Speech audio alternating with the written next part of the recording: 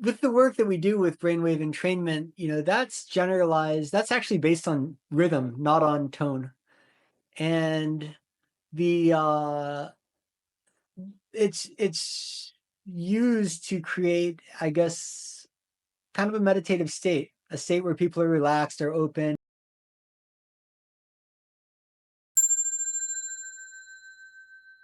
Welcome to a new episode of New Earth Awakening.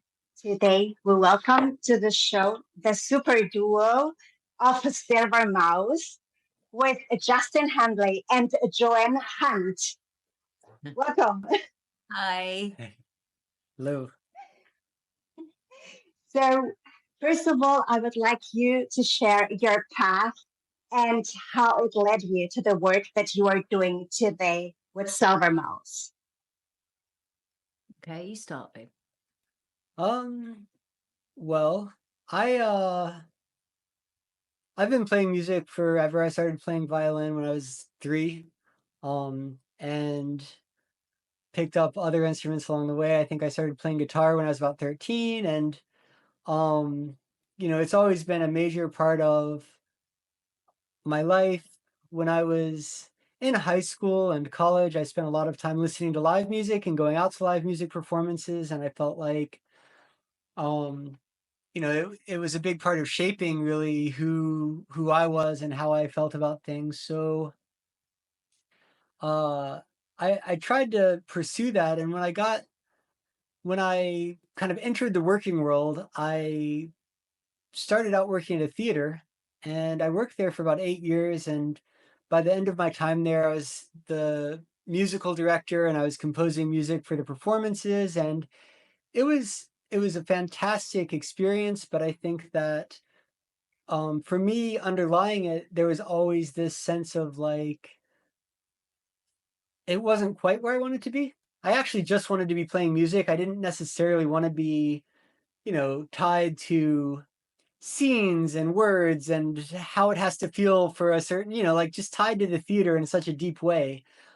So while I loved it, I was always kind of like trying to start bands on the side or get something going. And I had actually just had a band kind of fall apart when I met Joe, maybe a year before that. And so I'd been working on a solo project, and then we met at the theater, and the rest of it was very organic. I mean, we uh, kind of traveled around the country for a little while and then settled down in New Mexico. And while we were there, she picked up a lot electronic music production, and we started playing together. And yeah, and it all kind of evolved from there. So that's how I got where we are. Yeah.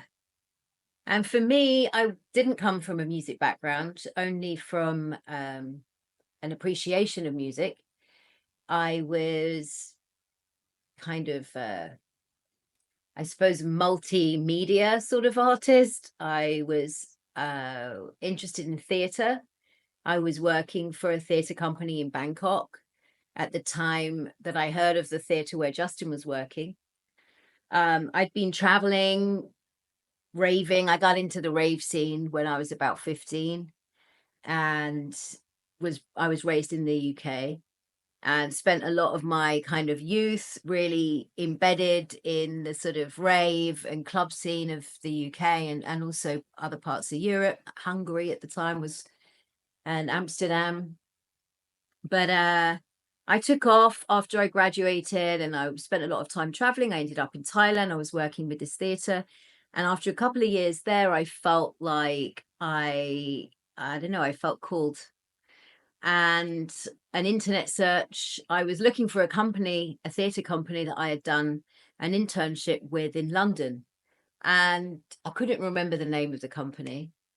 So I just went to an internet cafe. This was about 2005, and Googled physical theater United States, because I just knew they were from somewhere in the US. They're actually from Chicago, but I couldn't remember. And because I hadn't filled in many details, the company that came up with the SEO listings was Justin's company.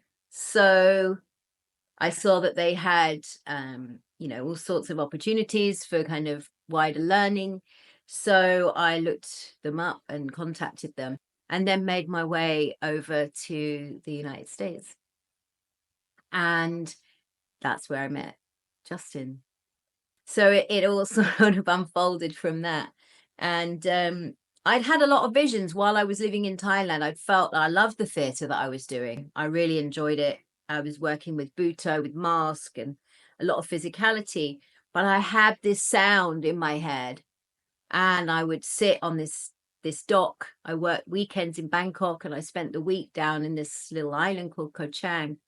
And I would sit with friends and just envisage this tropical environment and these and lights and this sound. Tried to explain it to people, and I couldn't really get it across to anyone. But it's really very much the sound that we have created, which took time. Organically, we started. I was very much a beginner in the electronic space, and we were a young couple, and young as an artistic collaboration as well. So it's taken time for our language to really kind of evolve and become something outside of us. But we're at that point now, happily, and yeah. So that's sort of the way the paths merge together. Wow, that sounds really amazing. And so you have visions, you're channeling the music basically that you are now putting forth for your audience to listen to. In a way, yeah, but I didn't have the language. I don't have any musical training. Everything was in my head. It's almost like being a crazy person. You have these sounds that I can't explain, I can't articulate, I can't write them down. And it takes, magic really to both find the basis for the language and collaborating with somebody who has a lot of those musical linguistic skills, and then also some confidence of just opening myself up to the way that I'm guided by the way it makes me feel. I don't have another guide in it. I don't, it's now I have a sort of very basic understanding of the principles of music, but it's not something that I've been trained in, so everything's very instinctual. I love that. So my next question would be, how does love is the answer tie into all of that? Well, go on. Go on. Yeah. uh, How does love is the you know, answer? I think that it's something that comes up quite a bit. In the end, I feel like the reason that we play music, both of us, and that we ended up here and that had a love for music is that it's not about sound as much as it is about experience. We both had experiences with music that were transformational, right? We were involved in communities around music where there was a lot of just love and trust and openness. And I think that, for her, it was the rave scene in England. For me, it was kind of the jam band scene in the United States. I came around the end of the Grateful Dead, and then Fish was a big influence for me, and I spent a lot of time going to their shows. And when it was small enough that you would show up on the parking lot of a, stadium, and you would know a lot of people. It was a community. You would know a lot of the people there. It was like very much a family vibe. And I think that recently, especially, I mean, things, social media started a very non-social movement. I would say it started the fracturing of social gathering. And then COVID, like, just shattered it. And I feel like globally we are in a recovery period of trying to figure out, or we need to be, I don't know if we are, but I think we need to be in a period of trying to figure out what it means to be living with humans and how we gather and how we collect and how we find that. And I think that, for me, I love playing music. I mean, the music is a huge part of this, but I think that it's also in some ways simply a reason to gather, right? A way to bring people together in a place that is safe and is uh, fueled with positive energy, and not like so many spaces that you can be in these days, places that are, I don't know, relatively tense and relatively, especially I feel like right now, being even in Puerto Rico where we're slightly distanced. I mean, we're, a colony of the United States. What's happening in the United States is intense. The psychic spaces that it creates are a lot. She just came back from a protest line where the local community is facing down like freaking weird SWAT team army police who just want to like raise all the trees by the beach, right? And the community's trying to save a forest, like, and it's those spaces. So I think that having safe spaces and spaces that are full of love is so crucial to maintaining uh, humanity. I mean, that's I guess my take on that. Yeah, so for love, the love is the answer. I feel like what Justin is saying is sort of the, love is the reason. But I also feel like love is the process.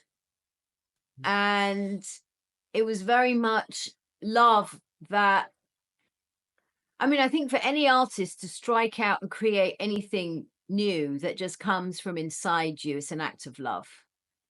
It's an act of love for the art, for um, the forces that are moving through you, and for yourself, because there's a lot of honoring of your own energy and your own creativity that comes in that act of trust and that act of like, I'm going to do it. I must create. It's an act of love.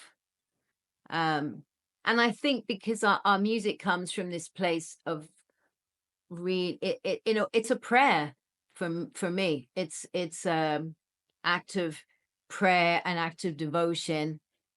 Our music, if there's no lyrics, you don't listen to it and be like, oh, I know exactly what inspired her, right? But it always comes from a place of connection and reverence for, I suppose, the divine flow of all life and nature specifically.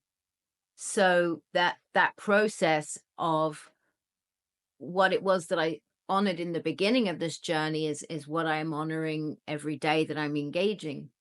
And obviously it's through my life's biggest love that this has kind of come to be. So very much that the reason, the process, and love is a container also. So when we play, we play in natural spaces, we play in venues that resonate with our intention and with the body of work itself. We feel love for the people who come. There's and the aim is always that when people enter the space, that's how they feel, loved or held, or or that it's accessible, that love is always accessible. So I think love is really everything when it comes to the work that we do. It's very hard to separate any layer of it from that that essential point. I love that so much. Um, now let's dive a little bit into the music itself and its realm and how it works. So, music is the geometry we hear with our ears, right? So, at least that's how I perceive it. So, could you please dive a little bit into this concept and what it means to you? The I actually, whether this is what it means to me, what I think of when I hear that, right? Because when I think about geometry, I often think of like sacred geometry and like these perfect shapes and these mandalas and these like, really symmetrical things. And I actually, one of the things that I try to do in music, and so, Joe's coming from a place where she has no training. I came from a place where I started with training, and then at some point eventually tried to untrain myself. Like, and in college I studied under a guy, Yusef Latif, who was a real jazz great. And, we learned improvisation and often ended up playing, we would as a class sit around and play paintings. So you would be trying to play something that's not notes on paper, that's not got a defined structure. And I actually intentionally, while I think that symmetrical forms are pleasing, like one of the things that I think, because also the roots were kind of like psychedelic music and music that plays with the mind, and I actually spend a lot of time trying to maybe not like play the perfect geometry, and instead of, so like when I feel myself falling into a pattern, I will intentionally try to go somewhere else, go somewhere unknown, go somewhere unsafe, play notes that I don't feel comfortable with, to keep the music alive, I guess, in some ways. Because, and it makes our music different, but I feel like it also makes it interact with the brain in a slightly different way than like listening to, like Bach, which is these perfectly aligned, symmetrical, progressing, geometries. Yeah, um, it's interesting because if you think about nature, the laws of nature are like the Fibonacci sequence and these very perfect mathematical shapes. But if you sit in the forest, it's chaotic. There's very little that is symmetrical. There's very little that is perfect. And it's almost like it alchemizes harmony within. I think that's why our eyes are so, we love these forms, these geometric designs, because it reflects something inside that we're trying to arrange. Like when we are in complete harmony inside, it feels like that's a reflection of what is happening. But as natural beings, my face isn't symmetrical, my breasts aren't symmetrical, my feet aren't symmetrical, my children aren't symmetrical. The plant life around us is this kind of chaos. It's kind of fascinating, really. And then when I think about that geometry and I look at, like, you may have seen some of those images of like the journey of Venus, and the way the planets orbit. And when you look at the shapes that they make, they're writing these perfect, incredible shapes. I feel like that is imprinted in us. We have this sense inside us of these perfect forms. In terms of chasing them, I don't even understand how that works in music, or what that means in music mathematically. Like Justin said, I'm coming from a very different place. Like paint, to make music, to compose a piece based on a painting, that's exactly how I work. Like, oh, the color green is what I'm working with today, or this a specific feeling. Sometimes we had something recently, didn't we? We're working on a new piece, and you were trying to figure out what key it was in. what key it was in. We had to ask, like, AI to help us determine what it was that I'd made. And it came up with this answer that was unintelligible to me because it's instinctive. So I put together things that don't really work together. But of course, there's some clever language as to what it is that I've done. But I've not done it. It just happened. I had no idea. I'm like, I did that. That sounds very smart. I mean, I don't know what it means, but I like how it sounds.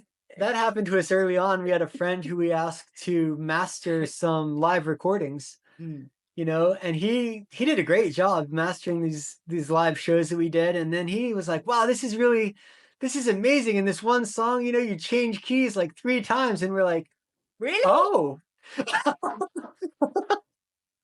cool. Good. That sounds really awesome. Very clever. No idea what I'm doing, but it's Yeah, just I'm glad cool. you like. I'm glad you saw that. Yeah. Yes. I love that so much. So let's go into the relationship between music, intervals, and the emotional states. But I guess we are already there anyway. So maybe for the audience, just to get an understanding of what I mean. Let's say, for example, the Darth Vader entering Star Wars, um, and that's the augmented fourths and diminished fifths and all of that. So maybe please, can you explain, like on a nutshell, what does what with our emotional states? What with the Brainwave Entrainment? Well, no. I mean, so here's the thing. When we work, we say we work with brainwave entrainment and brain states, and the way that works has nothing to do with tonality. Now, music obviously has emotional impact, and there's a whole science behind that, like of dissonance, I guess, and consonance. So the things that resonate well together, create feelings of resolution. Ease. And then dissonance can be used in several ways. I mean, one is it can be scary or it can be, dark. And the other is that it can be used to create tension. So you get things that are like a little, and then you break into, and that happens in all sorts of music. I mean, that happens in classical music where the tension builds and it peaks and it crescendos into something more resolved. And it happens in electronic music with the drop where it's like it gets weirder and weirder and then and it comes back into a Opens very, out. the thing you're expecting or you're used to. And I think that, again, having the conversation we just had, we don't do a lot of that intentionally at all. We are fully improvised. We play what we hear. We go both places. But I think that um and I don't know how to say that. I guess the so with the work that we do with brainwave entrainment, that's generalized. That's actually based on rhythm, not on tone. And the it's used to create, I guess, kind of a meditative state, a state where people are relaxed, are open, and inside of that, I think of our music as kind of a journey. I mean, I don't think we ever get, I don't know. Sometimes it's dark, sometimes it's heavy, sometimes it's really light and fluffy, sometimes it's like super happy. But I think that it's always just hopefully, all of those emotions are a journey inside of a bigger container, which is largely very up, So it's like the music takes you different places in your thoughts or your feelings, but in a nest of what is ultimately, not uh a very light space, whereas like you might go to like a heavy metal concert where they might also have a range of performance, but it's largely held in a pretty dark space. um, and a lot of that, I guess that those spaces, it is tonal and it is kind of something like that, but I think there's more underneath, and I don't know what that thing is underneath. Is it just intention?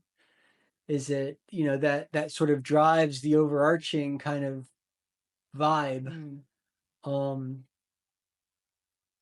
where,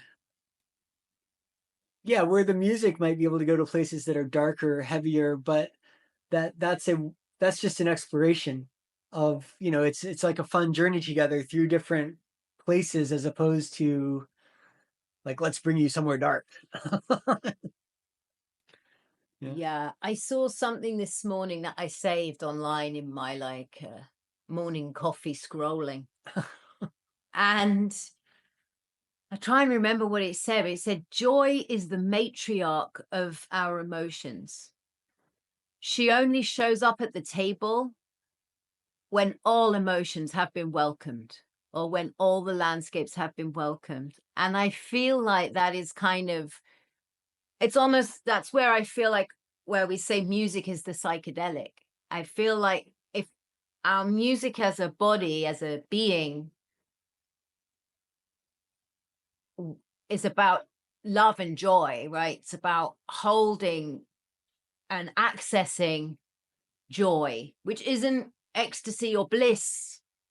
It's much rawer and more of um a root emotion or experience. It's explosive. Bliss can be like la la la la, you know, where joy is like it's a volcano. And in trusting that within that journey, like the psychedelic, okay, you go to psychedelic ceremony, you're engaging with a substance or with a being or an entity. You trust, which is why you go.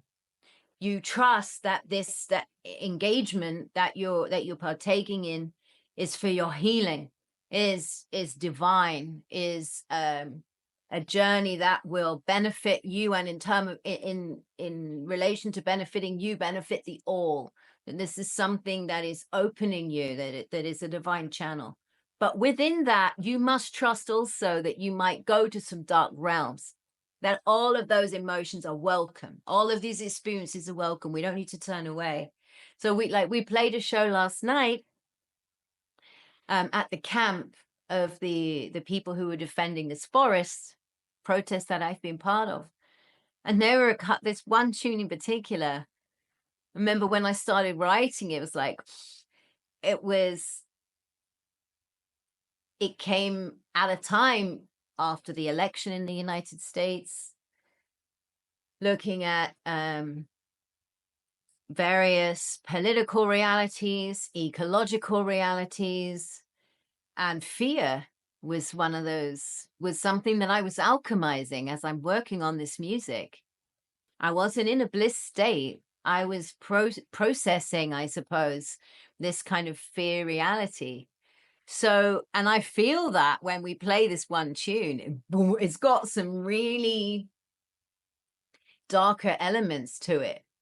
And I felt the audience feel it. And that we're all people who are defending the forest. We've been up 2 feet away from people with, you know, guns and shields and like riot police. So the feeling is something that these people all have experienced too, and we all share.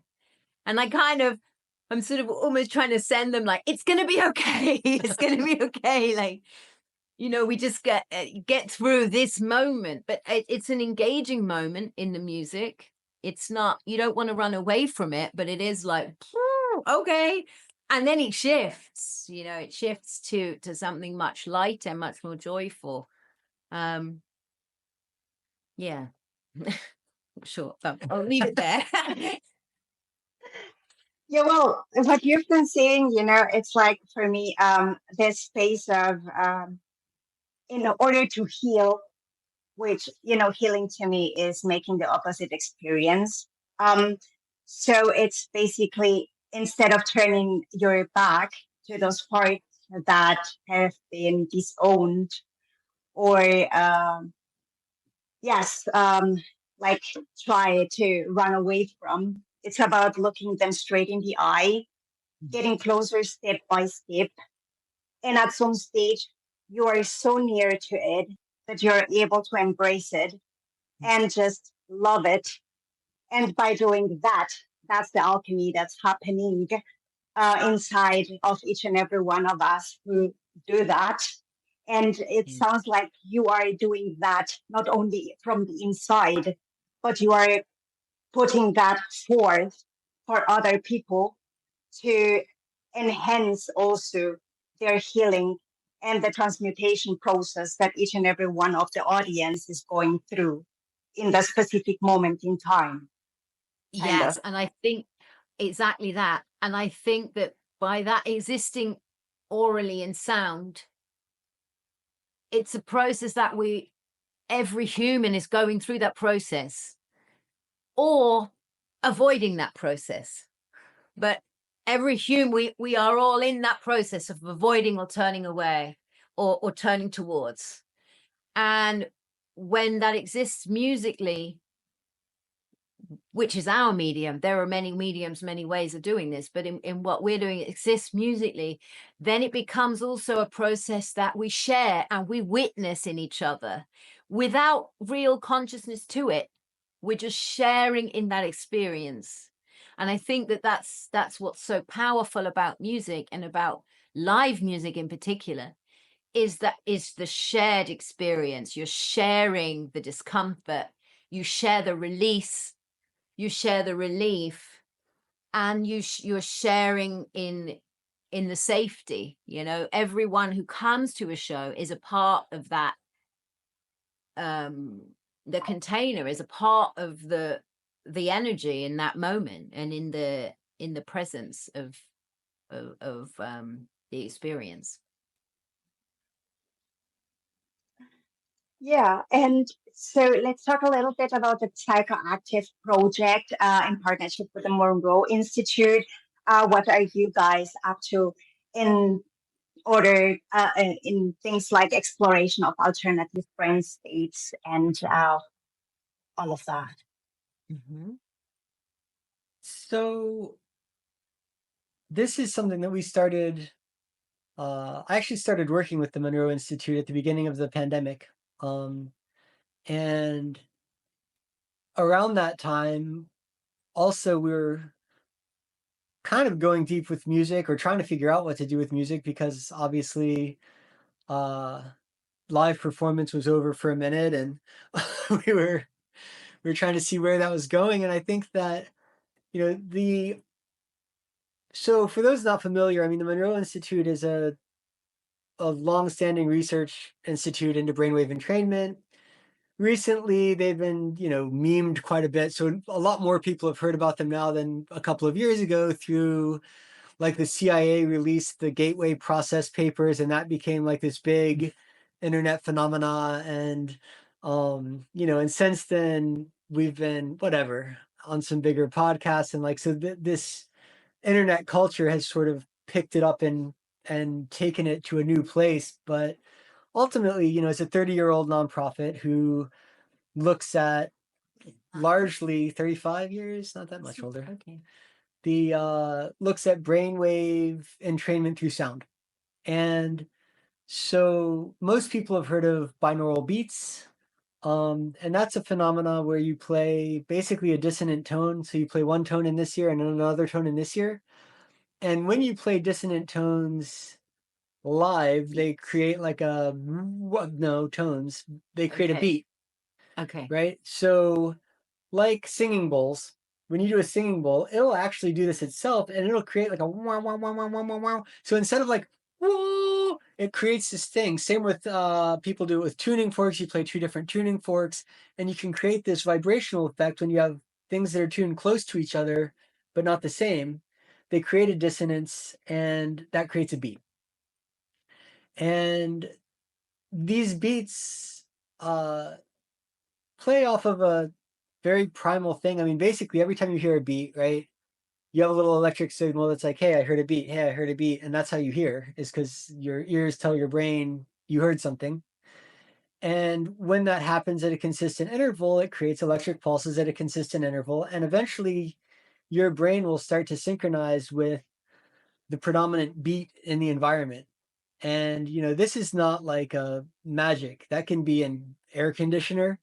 It can be a fan, Dripping tap. yeah, like and so it's but you can also then control it and, create specific beats. And so that's largely been explored in meditation music, and also largely been explored in headphones, because binaural beats are a stereo isolated phenomena. You have to have a different left and right ear sound to hear it. So there are other ways to generate brainwave entrainment effects, though. And when we started working with the Monroe Institute, one of the first things we thought was like, wow, I wonder if we could do this in live music. And we started experimenting with that. And honestly, to pretty great effect. Like, we ran a few things that we called signal tests at the beginning, just to test it, where we actually had entry and exit surveys and had people sign disclaimers, and like just to make sure that we weren't messing with anything too crazy, because I think that like strobe lights, pulsing sound can trigger epileptic issues, and it is impacting your brain. But in the end, I think through that we felt that it's very safe, because all music, I mean, there've been a couple of articles in some magazines, like Wired wrote one and Vogue wrote one about electronic music and its impact on the brain, because it's got a consistent beat. And so I think that the biggest difference in that is that almost all music, electronic or otherwise, falls in a pretty small range of beats. So you play between like maybe 60 and 240 beats a minute. 240 beats a minute is really fast Really music. fast.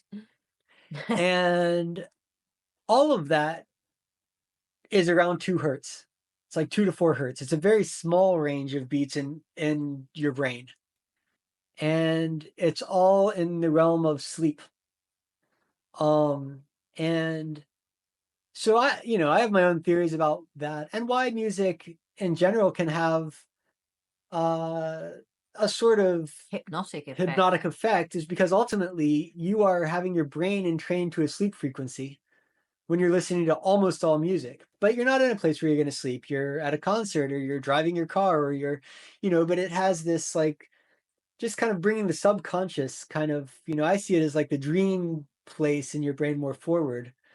But with electronic music, well, not music, but with electronic synthesis, we're able to generate a much wider range. So we sometimes play signals that go up to like 10,000 beats per minute, right? Which sounds like just a constant sound, right? Like it sounds like a very fast, high-pitched tone. And we have to be careful. Like our music is fortunate in this way because we play a lot with drones and with pads and with sounds that help mask the slightly aggressive nature of the brainwave entrainment signals. But in doing that, you're able to actually really start to cover the full spectrum. Your brain operates between like 0 hertz and maybe 160, depending on who you ask. And so if you've got all normal musical beats happening in the like 2 to 3 hertz range, this opens the possibility to stimulate a lot of other parts of the brain in what's fundamentally pretty non-musical. Like the signals alone sound, you know, it gets a little intense if you listen to them playing for a long time, because you're just listening to this like and but woven into the music, the impact can be awesome. I mean, what we noticed with audiences was pretty significant. I mean, one of the first things we noticed is that as a pretty weird psychedelic music band, right? Conversation changed instantly from "I like your music" or "that was weird," right? So you get like 2 responses to instead people saying, "I felt this," or "Oh man, in this one song I was really like going here." And so it changed where people started talking about themselves, which I think is a great shift, because that's what you want with the music. I don't want you to think about like how weird is it that I'm playing recorder while she's playing like military beats. I want you to go somewhere in your mind. and and it seemed like the entrainment signals facilitated that. They really kind of opened it up, where almost like, because we also play mostly pretty dry venues. We don't play bars. We don't ban alcohol. You can bring alcohol if you want. That's your thing. But like we don't play venues where the driving sales factor is alcohol, like I think that 80% of revenue for artists in the United States is alcohol sales. It's not actually from music at all. And so playing in non-venues like that, I feel like the brainwave entrainment introduces a similar thing. It's like having a drink. It takes the edge off. You feel more comfortable with the people around you. You kind of like let yourself go a little bit. And so then the music can really do its work, whereas when you come and you've got your defenses up and you're like, what is this? Is this weird? Then you're analyzing, what am I listening to? Instead of just being letting there. it take you somewhere, you know. So, So I thought I might just tell you what I felt the first time I listened to your music. I started feeling wobbly, wobbly. and wobbly means like going everywhere. It's like, for example, for me personally, I feel very connected, and so that leads to me feeling the energy flowing through my body. Basically, I'm streaming all the time, kind of. So my body is technically all the time in this vibrational frequency already, right? So, and so to not be like wobbling around all the time, I contain myself kind of a little. So, but when I started listening to your music, I was like, okay, and Okay. now, I can't hold it together now. It's got to go. Huh. Thanks for and sharing I that. love that. Yeah, I love that too. I mean, it's interesting that you say that, you know, with the Monroe Institute, I think more than with us as a band, but with the Monroe Institute's work with signals, one of their driving factors is out-of-body experience, right? They started doing this research essentially by accident. The guy, Bob Monroe, was trying to invent sleep learning. So he was trying to create a way to keep people awake while they slept so that he could like dump information into their brains. And in that research, he started having out-of-body experiences. And that changed everything for him because he was an analytical, you know, he was like a vice president at CBS or NBC or something. He ran radio stations. He was not a kind of hippy dippy spiritual guy. And so having an out of body experience for him was a little bit life shattering. It was like, what was that? And he actually spent the rest of his life looking into what was that. And he founded a nonprofit to look into what was that. and, um, but one of the initial states that you try to achieve for an out of body experience is actually you start feeling your body vibration, right? You start feeling that vibration so that you're starting to feel your energy body separate from your physical body, you know, and that's kind of a sign. And so that's with the Monroe Institute's look into this, that's one of the things they're trying to induce is actually Your normal, your yeah. natural state. You're not.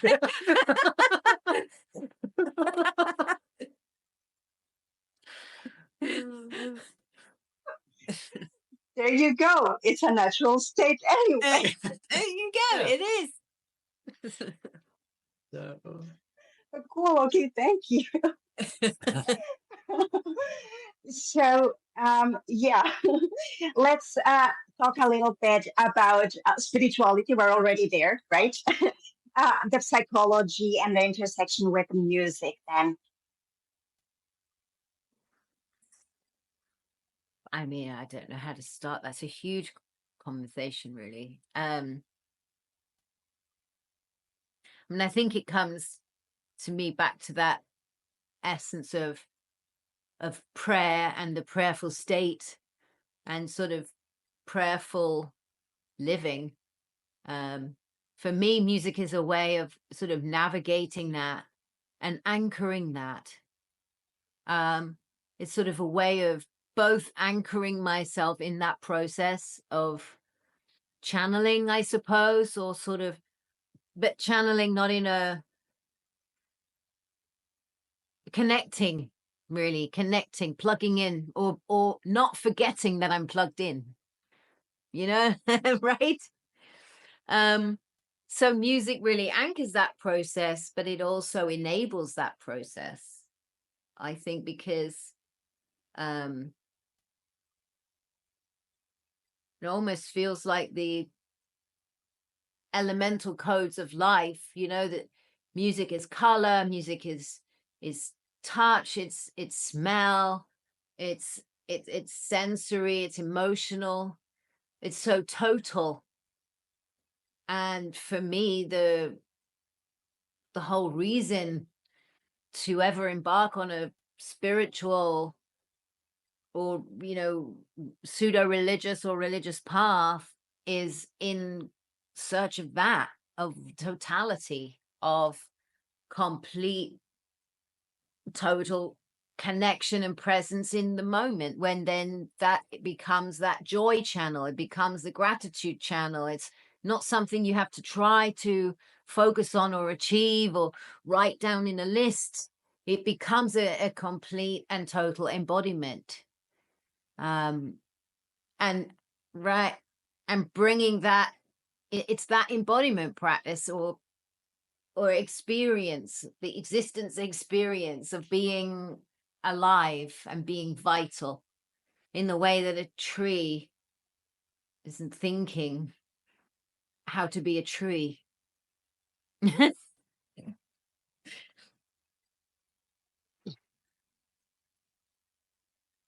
think, also with our music, the one thing that I think with that is we basically try to be an open space. And I think, not having lyrics makes that possible in one way. We're not defining words about anything. So there's no, we might be playing, again, different beats, different moods, different feelings, but also we're not really playing anything too rooted in any tradition. I think that at most we touch on, like you might hear some Irish fiddle in my violin, or you might hear some rock and roll in my guitar, but we're not like, you know, bands that lead with that. I heard a fantastic band the other day, and they were not dissimilar to us. They were an electronic musician and a violinist, but they were like playing electronic traditional Irish music. That was their gig, right? That's their thing. It's like they're in a space. And I think that our goal is to not be in a space, is to try to elude the box, right? and and uh and similarly with, we played we resonate with the ecstatic dance scene in some ways. And I think that through that, we've played some shows with ecstatic dance groups or at places where uh, there are, in the ecstatic dance culture, there's actually, they sit in a circle and they do an intro. There's like a ceremonial intro. And in some ways, we gravitated away from that because I wouldn't say that I'm against ceremony, but I feel like actually part of the ceremony, which is our music and our performance, is that no one is telling you this is what we're doing, this is how we're going to feel, this is how we're going to set the intention. That's open. And instead, we try to let just the space and the music and the gathering, it's a little bit anarchic, I guess. I feel like I'm a spiritual anarchist, where it's like you believe and feel whatever you want. We're going to try to enable a space for you to explore that, but as little definition as can happen on that space in my book, kind of the better. It makes it more open for anyone to interpret it how it resonates with their belief system and their, it's less exclusionary, because by nature, even very inclusive ceremonies can be kind of exclusionary because you have to want to be involved in a ceremony. And that's not where everyone is at. That's not everyone's vibe. So I don't know. Yeah, and some of that I think comes down to the facilitator of the circle. There are spaces where that leadership is very subtle or not, but where is there a dogma? Are you being told something? Is there a behavioral expectation? And not a behavioral expectation which dictates, love is the bottom line. Don't be a dickhead. Be nice. Be good. Right? Fundamental, foundational principle of being among other humans. Or is there something where it's like, oh, I need to sigh at the right time, and do I need to do something with my hands? Is there a form? Is there, everyone looks like, oh, are my clothes wrong? Am I too colorful? Oh no, I'm wearing polyester. Like, is there something dogmatic in that space? And that, I think, is what I sort of have an allergic reaction to a little bit. I feel like, no. Let's cancel. Let's just play. And I think those spaces that, the circle before a show can be amazing when those sorts of aspects are missing, when it literally is just, we are all here, we are all breathing. Let's mark that there is a beginning, and let's honor that we're all here holding space for something unnameable to happen in each and every one of us. And that can happen beautifully. And I think our shows, when that element is there with deep authenticity and without artifice, I think that can open a show in the most perfect way, and also close it, because then there's this like honoring that something moved through. It wasn't like a rock star moment. It wasn't some spiritual thing that we have to name. It is something beyond our words, and we honor that it ended and that it happened. I think that opening and that closing really does do something powerful to the process, but it's not essential, and it's definitely not something that can be there isn't a recipe for it, right? It's a presence based happening. So yeah, the ecstatic dance space, I think, can lend itself really, really well, or our music lends itself really well to that. And in a lot of ways, people coming from that ecstatic dance space are on a journey, they're on a path, they're healing, they're, they're looking to look at those parts of the self, welcome all of the emotions, welcome all of the parts. Like there's something very, very beautiful about those spaces. There can be something a little predatory sometimes in the leadership of those spaces, without casting aspersions on people, because there's a lot of love that goes into leading those spaces as well. But as humans, we can get lost in our own bullshit. And all of us too, like at the end of this podcast, I might be like, oh God, should have said nothing, oh no, what what was that, Joe? So yeah, let's leave it there. Well, the way that I see ceremony is, for me, everything is a ceremony, because for me, everything is a spiritual gathering, because I am a soul making this human experience in this vessel that I chose, right? And so behavioral expectations tie to me into one of the biggest reasons of why fragmentalization occurs in the first place, why Right. we start disowning parts of ourselves. Yes. So that is like, yeah, whatever. That is where the BS comes from.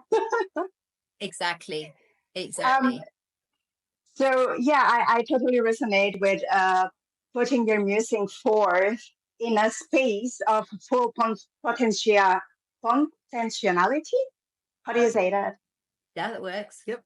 Potentiality. Okay. Yeah.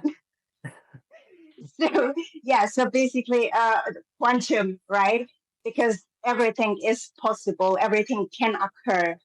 And if it comes from a place of love, if it's a very loud laughter of joy and this volcano, emerging and the fire burning, just because you're in love with the vibe and you just want to celebrate it, then do that.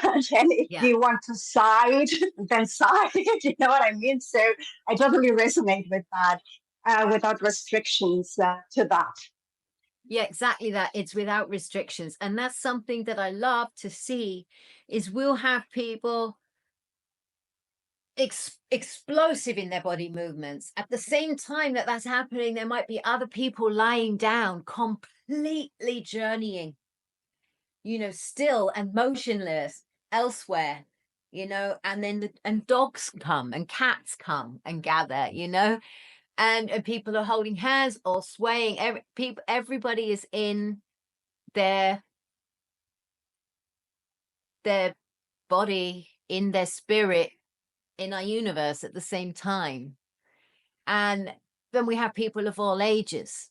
We have people from all different backgrounds. We have people who, you know, are not they're not joining a cult, you know, they're not engaging in a religion, they're not even like fans of a music, you know, they're people who are dedicated to being here and you know, yeah, being here and finding the raw beauty of being vital, you know, and the peace that comes from, even if it's not peace, you know, sometimes we have to sit with really not feeling at peace, you know, but like that is just, it is what it is. um yeah. I love that. So let's go a little bit into the off-grid life in Puerto Rico, and also how that ties into your connection with Mother Earth. Okay. And it's everything. It's everything. One reason you have to be off grid in Puerto Rico is because the grid goes down all the time. So one thing we're reminded of in this island is the fragility of these man-made systems, right? I know in Spain recently your grid went down for 8 hours, and it was a life-changing experience for a lot of people, I think, to be like analog for a while. Everyone in the island here is like, oh, that's like 3 times a week.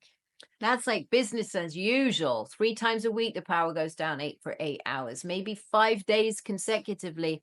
Everything in your fridge goes off. So there's this kind of, we are compelled to face certain climate realities that I think in larger infrastructural nations you can be sheltered from a little bit, because things work, things function. In the island of Puerto Rico, they don't so much. So we've had to face, we lived through Hurricane Maria. We were without electricity and running water for 5 months. In that time, we began to switch to solar. We got a small solar system, which we've extended over time. We're now fully off grid in terms of our electricity. We collect rainwater, so we have rain backup all the time. We live on 2 acres with abundant fruit trees. We grow our own herbs. We make medicine. We grow food. We have food delivered from talented and amazing local farmers and growers who bring us fresh vegetables. We have chickens. We have our own eggs. For a long time, we also had milk from goats, but we don't have any goats at the moment. We have horses, so we ride our horses. We have our transportation that doesn't depend on cars if necessary. And I think that sort of necessity of speeding up our process of switching into that more sustainable kind of life practice for our home also came out of the time after Hurricane Maria that I described, which was a really very challenging time. And it was a time in the island where a lot of people lost their lives, not as a result so much of the hurricane itself, but in the aftermath, where you're insulin dependent and you can't refrigerate your medicine, where generators in hospitals were running out, babies in the ICU were, you know, died. There, you know, people on ventilators died. People who were on oxygen tanks at home died. Like there was a huge loss of life in that aftermath. For us, we were saved from these kind of eventualities. We had our health. Fortunately, our children were healthy, are healthy. We didn't have any accidents at that time. We didn't lose the roof of our home. We were handed a softer crisis than many people were handed on the island. We live in a small town with a very close community, and so those sort of severe results of the hurricane aside, what we experienced was something very beautiful in a lot of ways, where we became aware of how incredible the community is, how resilient the island is, how love in action was demonstrated on a daily basis. People coming with hand tools, with machetes, with knives, with snippers to dig people and cut people out of their homes and driveways, where we were not waiting as an island people for them to come and save us, because the reality of the island here, of life here, is that they do not help. So where there's pain in that experience, there's also great love in that experience, because people look to one another and people help one another. And we woke with the sun. We went to bed with the sun. We had solar lanterns. We cooked on a fire. We homeschooled our children.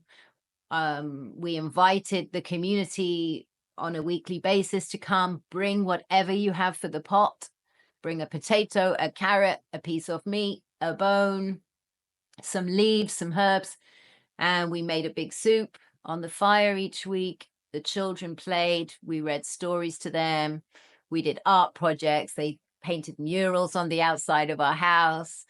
The fireflies were abundant.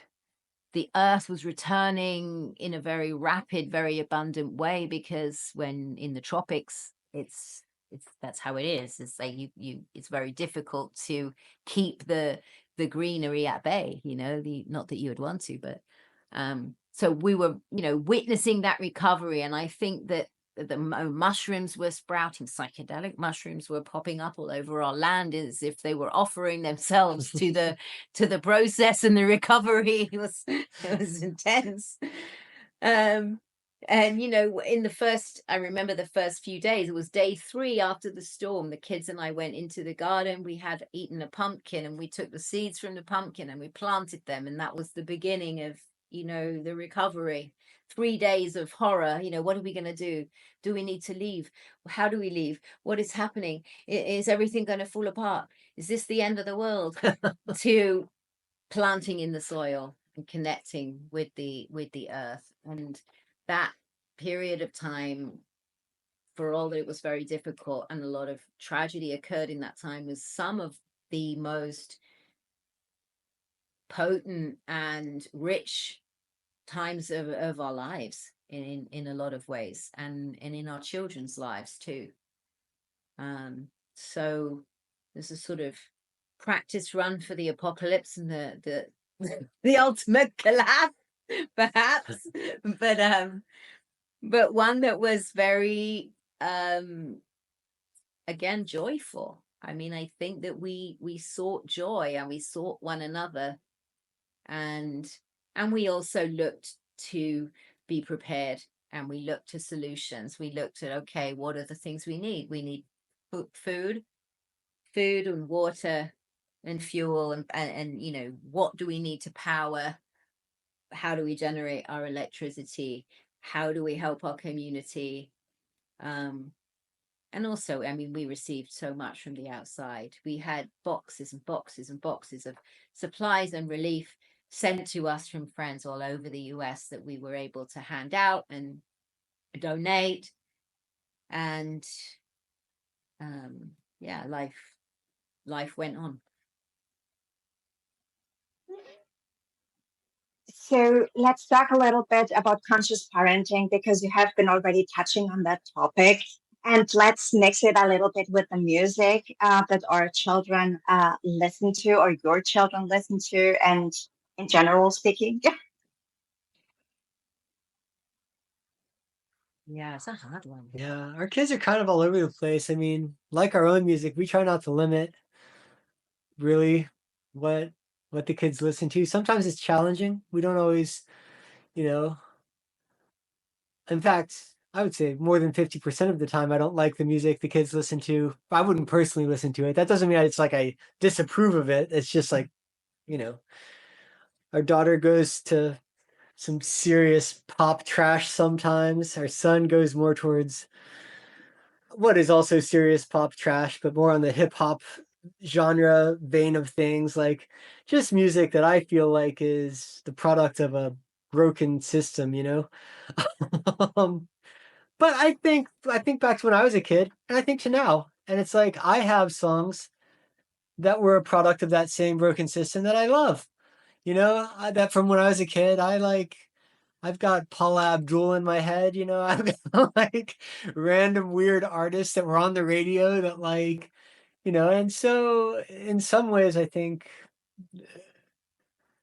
you know, I can be as judgy as I want about music, but at the end of the day, sometimes it's not even just the music and how it's created, you know, sometimes those songs they become attached to moments in time, cultural phenomena, things that are part of making us as humans, you know, and our kids really don't like our music. I don't know if they really don't like our music, but they don't want to come to shows. They Yeah. don't. If we play it too much in the house, like trying to listen to a show and see if it was any good, they're like, "Can you turn that off?" Like, But when they were small, they were part of it, you know. So they've got yeah. to an age now, they're 16 and 12, that we're the lamest thing going, you know. Like the last thing they want to listen to is their parents. But when they were small, you know, I mean, our son, the first festival that he came to, what he was 2.5 months, and our daughter was 3 weeks. So they were tiny beings with their, you know, protective earwear, either in the sling. I would play because I, you know, electronic, I'm playing with the laptop and different controllers. I'm on a table, and we made a little den under the table where our son would camp and watch like this little cartoon show called Kipper the dog that's very sweet, and an English show. And he would watch Kipper the dog and cuddle his teddy bears, and our daughter would be in the sling. And then she got a bit bigger, and the two of them would be in the den underneath the table. And as they got older, they started to sort of come out from under the table and sort of demand things. So then we began having some childcare sometimes when we were performing. And now they're at an age where they're like, they might come to a show if it's in a cool place, but they will not come to the show. They'll avoid us. They'll be like, oh, no, we're going to be over by the fire, or we'll be here with the kids. Or they want to stay home, and they don't want to come at all. In terms of what they listen to, and I feel like it's such a trope of the older generation to disapprove of what it is that the young kids are listening to. Going back to the 1950s, that's just been the way with modern music, is that the kids listen to something that the adults are horrified by. And I think there's different reasons in every generation as to why it's horrific or why it's bad. You know, it might be that, you know, it's turning you away from traditional values, or it's too loud, or it's obscene. I mean, I'm still now in my 40s, I'll listen to something that I've known the lyrics to my whole life, and I would have been singing at the top of my lungs, aged like 12 or 13. And I listen again and I'm like, that's so obscene. I finally understand what that was about. That's so rude. And 30 years later, I'm figuring out the meaning. And I'm sure that it will be that way with our kids too. They'll be like, oh my God, that was so rude. But it's like Justin said too, they're having that collective experience. It's in a way that I don't necessarily understand these days, you know, like something memed, you know, some strange sound that gets memed, but they are having a collective experience. It's something that they are all sharing. And our kids are close in age. There's, at the moment, our son's 16, our daughter's nearly 13, but they're different generations, right? He's on the edge of, what is it, Gen Z, and she's the beginning of Gen Alpha. So he talks to her like, oh, it's your generation. You know, my generation isn't into that. It's a Gen Alpha thing. And I'm just like, really interesting. You know, our son recently has gotten, he bought a tape player and he bought a yeah. CD player because he was just like, I want to, what are these things? You know, I want to have physical things. I want to like, you know, and I actually I got a record player for Christmas myself. And I had a bunch of records from when I was a kid, not really mine, my parents' records, and some that I'd collected. My dad worked in public radio, and so the radio stations used to sell off their record collections, and I'd go and get all these records, um and so you know, it's interesting to me that that's also something that he's playing with, and he actually has started working on his own little music production thing. He got like a Mm. little digital beat maker, and he's recording it to tape. And, you know, which sort of blows my mind. I just feel like, wow, this is such an interesting thing. But I think that for him, it's like, or for all of the kids, it's an exploration of like, there has to be something, right, outside of this digital realm, because everything, it's like you can get everything. You can get all the music and all the books, and it's all just in your little phone, and you don't ever need anything else in life. And it's like, well, actually, there's got to be something outside of that. Like, Mm. what is the, Yeah, and I think it's about ownership. I think like for our sons at this stage, we're sort of questioning, and some of it is also probably this language of collapse and of catastrophe that they have been raised within, you know, even if it's not something that we've, you know, pushed on them culturally in the zeitgeist. It's what they're growing up in, this idea of scarcity and lack and a finite world, something that is ending, something that is collapsing, something that is in, you know, a climate crisis. So they're growing up at this time of the notion of peril, where in our generation we grew up with a very, very different expectation of what our own futures would involve or what would be required of us. Or I didn't have the notion that I was going to have to adapt to these rapidly changing climatic circumstances. I grew up feeling that I was entering a world of opportunity, you know, that I was blessed to be alive at this time. And you know, I was a young girl in Britain, and we were joining the European Union. I had these opportunities to expand my reality.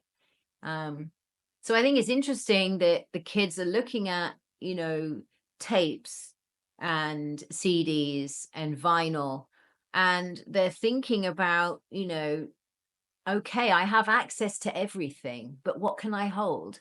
What is real? What what can I have? How can I access music independently of this bizarre digital space, which everyone's telling me might disappear at some point? Or, you know, how can I make sure that I can always listen to this music, you know? And that it's, I think that that other sense of yeah, the ownership, that somebody else can control it. Somebody else can just shut down your Apple account or take that music down from this digital space that you're dependent on. So I think there's that sense of, well, I love it. I want it to be mine. Where we came from, we own it and we have it. But whoa, you know, now it's all out there. I can access everything, you know. So it's just this sort of expansion and contraction that's sort of happening throughout the generations that I think is pretty interesting. Wow. So, would you please share your highest vision for the new Earth?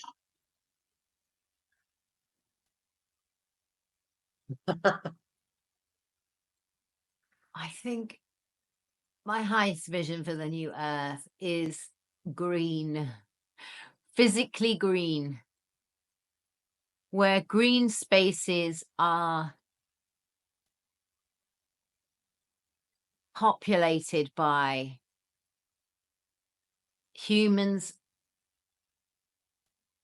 outside of their cars, where cars are relegated to their rightful place, where human movement and transportation is collective and clean, where we think less about breadth and distance and more about depth and presence, where there's ample shade, abundant clean water, and where that's enough, where it's enough to be thankful for what is graciously provided, and where we love it enough that we seek to restore the places which have been damaged and destroyed. Obviously, love is at the center of all of that. Love is what makes that possible. Love is the reason. Love is the process. Love is the aim. Love is the motivation. And love is the fuel. Also a space where, or a world where our children don't have to face and fear this concept of scarcity and lack and a finite reality, but where all life is treasured and honored, and yeah, where love is the bottom line and love is the juice and the magic, and we honor the life in ourselves to such an extent that the thought of destroying the life around us is an aberration.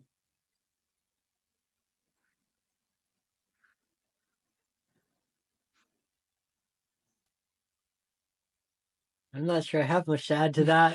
I I mean, I feel like, you know, that when you first asked that, what I thought is that the answer to that question is what you were talking about earlier. What is love is the answer? Well, love is the answer.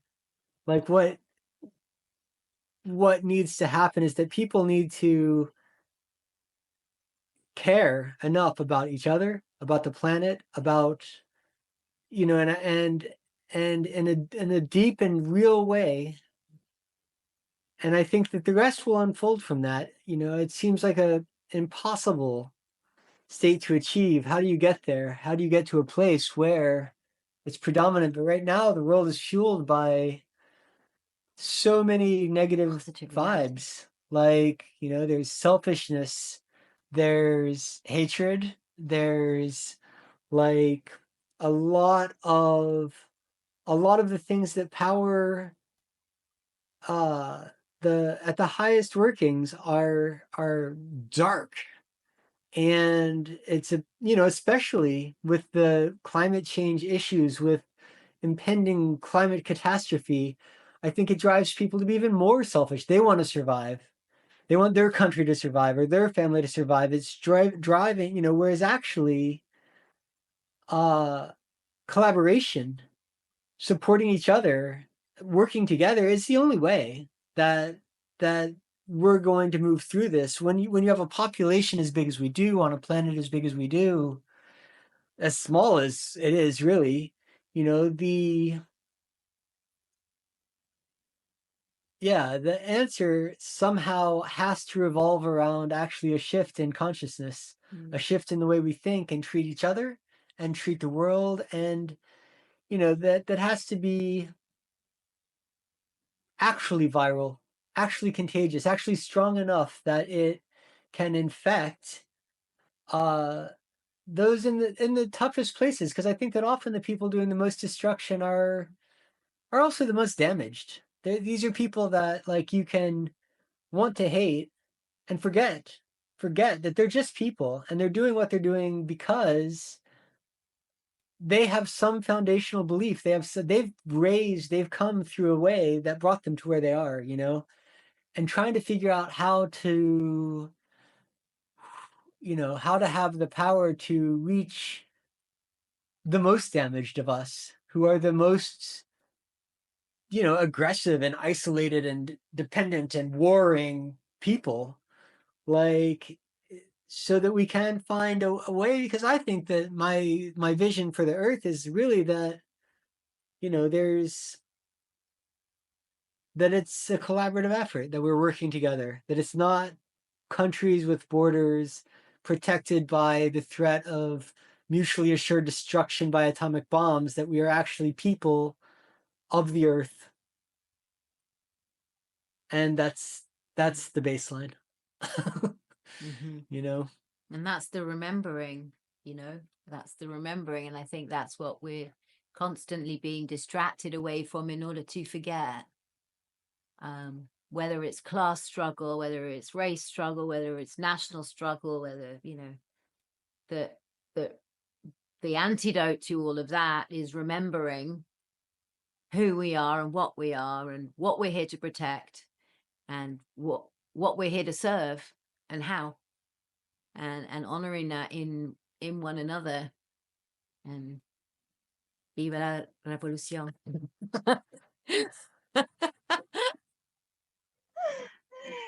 Yeah, exactly. Love is the answer. Yes, exactly. It's like with the levels of consciousness from Dr. Hawkins, there's this map of consciousness, and it's like 500, the level of consciousness of 500 is the level of pure love. So when you're there, you see everything as part of yourself, as you were saying, Joe. Like when you see the connection and the interconnectedness between everything and the all, then you're not able to harm another, because that would be harming yourself. And you realize that, that to be true. And you're not going to be doing that ever, like anything down those lines Yeah. ever.